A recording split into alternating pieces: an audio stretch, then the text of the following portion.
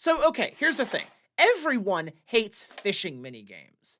Well, okay, maybe not everyone. It's theoretically possible that somewhere out there in cyberspace is a single gamer who sees a signpost in Exploring Voyage 64 that reads, "This way, the part with neither exploration nor voyaging," and immediately goes, "Oh, finally!" and sprints off to sit in one place and stare at 7 polygons painted carefully to look sorta like a fishing bobber if you squint for 6 to 8 hours in hopes of eventually getting a magic cell phone or an HP increase or something. And that's great. I feel happy for that hypothetical gamer. If they can find a tiny scrap of joy in the dark, sunless world of the early 2020s, more power to them, I say. But for the rest of us, I have fantastic news.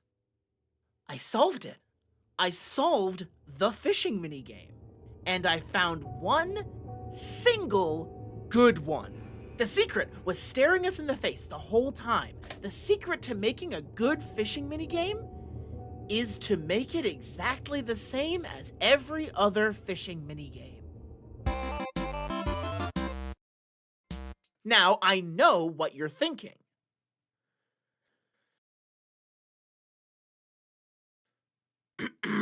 Anyway, the copious amounts of therapy that you so desperately need aside, what do I mean by this? How can you solve the issues present in so many fishing minigames by not solving them?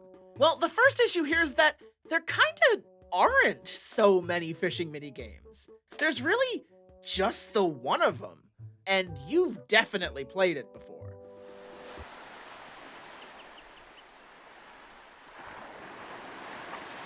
Stand by water. Hit button to cast. Watch surface of water. Zone out listening to the vaguely chill background music and thinking about Beth Wilder from smash hit 2016 sci-fi action video game Quantum Break until water goes blup. Hit button to reel in. Do this on loop until Quantum Break 2 gets announced or until you lose all feeling in your fingers, whichever comes first. Lather, rinse, repeat. Congratulations, you've got yourself the exact fishing minigame from Minecraft, Terraria, Ocarina of Time, Twilight, Princess, Skyrim, Animal Crossing, Harvest Moon, The Elder Scrolls Online, Super Mario Odyssey, Pokemon, Dandy DeVito, Wizard School Simulator 4, and probably thousands of other games. Maybe if the devs feel spicy, they'll add in, like, holding down the button to reel in, but don't count on it. And the thing is, like, I'm ragging on this design here, and I'm both correct and very handsome to do so, and you should definitely subscribe about it. But, like, yeah, I've been fishing. I've enjoyed fishing, and honestly, in my experience, this is a pretty solid simulation of what it's like in real life. The act of sit, cast, wait, blup, reel, repeat is what real fishing is like.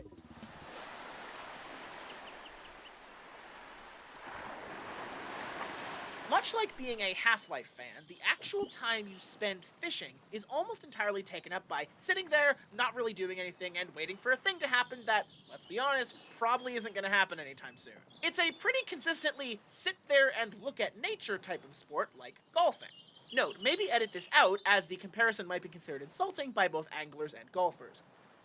Oh, I think I probably wasn't supposed to read that out loud. But if that's what fishing is IRL, then why do people do it? Well, to get the obvious out of the way, lots of people need to fish in order to eat. So it's just a thing they need to do, like washing dishes, or doing laundry, or maintenance on the anti-pelican field. A normal chore. The problem is that this is also what it's like in most video games. If fishing is a thing you need to do to get the heart piece or the cell phone or whatever, it becomes a chore. And that just exacerbates the even more fundamental problem. So, are you ready for the actual genuine game design analysis reason that fishing minigames suck so much? It has nothing to do with the actual fishing minigame and everything to do with the entire rest of the game. Let's talk about a short hike.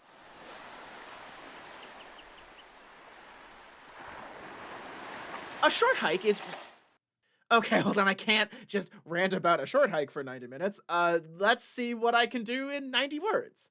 A short hike is about a teenager, Claire, visiting a park where her aunt works and finding out that the only signal on the island is at the mountain peak, tries to climb there for an important phone call. Most of the gameplay is, well, going on a short hike, roaming around side questing to get the golden feathers you need to climb. And yet, somehow, no exaggeration, it's tied with, like, Portal for the title of Best Video Game I've Ever Played.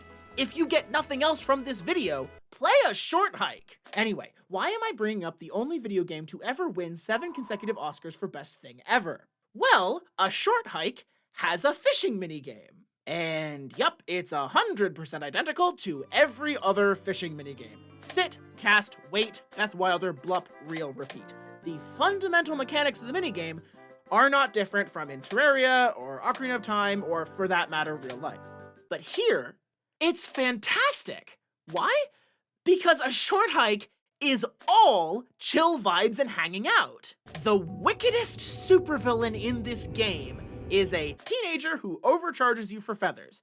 And if you keep talking, you can find out he's just stressed about affording college, and you have the option to pay for his tuition. I repeat, most antagonistic interaction in the game. For crying out loud, the entire game is in lowercase. This game is the absolute definition of chill vibes. The game's so chill, I literally cried about how chill it was the first time I played it. Let's go back to why people go fishing IRL.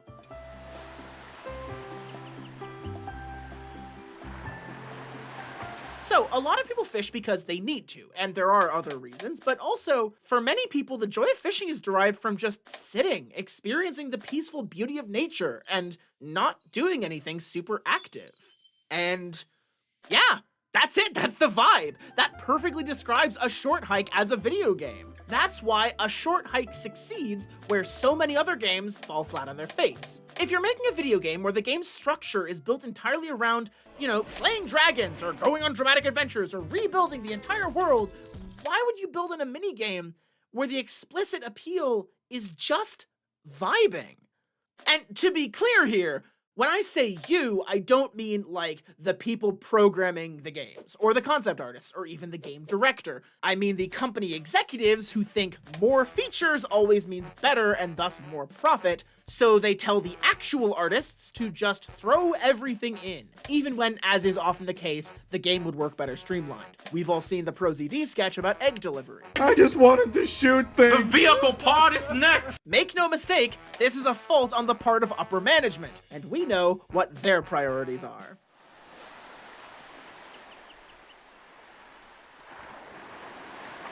Fishing minigames can be absolutely fantastic. I know this. I've seen it. I've cried at it. But the deep, dark secret of success here is that in order to make your fishing minigame really click, you don't force it into a game where it doesn't mesh with the vibe.